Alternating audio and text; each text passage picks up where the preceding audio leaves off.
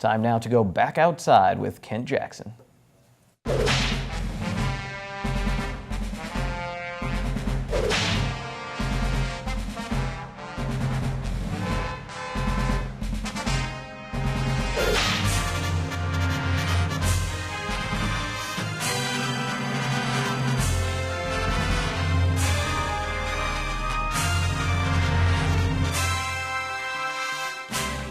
Here's a chance to do something outdoorsy without leaving your sofa.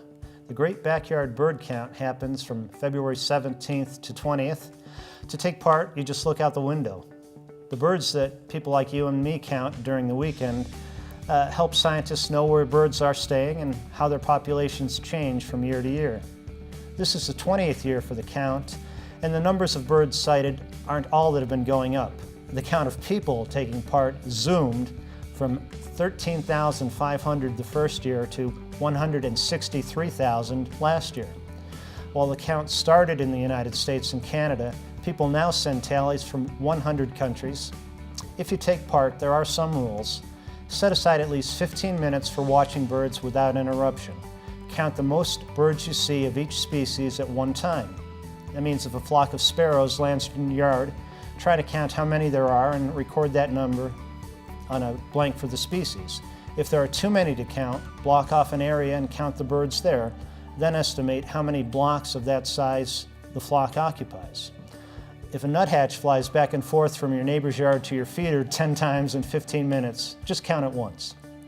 To file your count, create a free account at the website gbbc.birdcount.org or ebird.org. A form will allow you to record your location, day, time, and any comments you have, such as whether the birds are eating or what they're doing, and you can comment about the weather or other noteworthy happenings. Then a checklist of species will pop up, and you can note the number that you saw of each species. You also can file photos and sound records that you make of birds. It helps to learn the species that you are likely to see ahead of time. In Luzerne County last year, the house sparrow, European starling, mourning dove, dark-eyed junco, robin, downy woodpecker, bluebird, and goldfinch were among the common species. If you don't recognize those birds or the birds in your yard, look at a bird book or check an online guide. I like All About Birds, done by the Cornell Lab of Ornithology, one of the sponsors of the Backyard Count.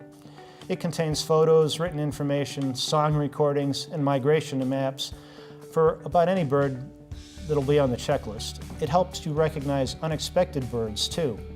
2 years ago, pine siskins came to my yard. They usually stay north in Canada, but sometimes venture farther south to the States in trips that birders call eruptions.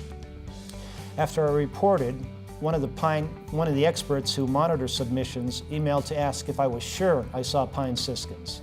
I was, because I had taken a photo and emailed it to a friend who is an expert, and he made the identification for me.